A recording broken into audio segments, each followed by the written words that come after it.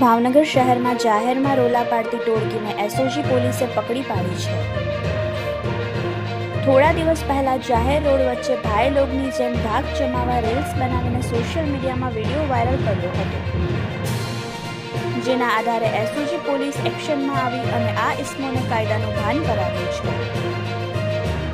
Don બનવાના સપના જોતા અસામાજિક તત્વો અને છરી જેવા ઘાતક હથિયારો સાથે રીલ્સ બનાવતા ભાઈ લોગ ઉપર એસઓજી પોલીસ ચાંપતી નજર રાખી રહી છે। પોલીસે ગૌતમ વાઘેલા, ધવલ મકવાણા, યોગેશ બારૈયા, જયદીપ મકવાણા અને મિતેશ બારૈયા નામના યુવાનોની ધરપકડ કરી છે। આ સાથે જ રોડ વચ્ચે ઊભા રાખેલા 2-વ્હીલર બાઇકને પણ કબજે કર્યા છે। Reporter Shailesh Raval, Yashvi Gujarat news, Bhavnagar.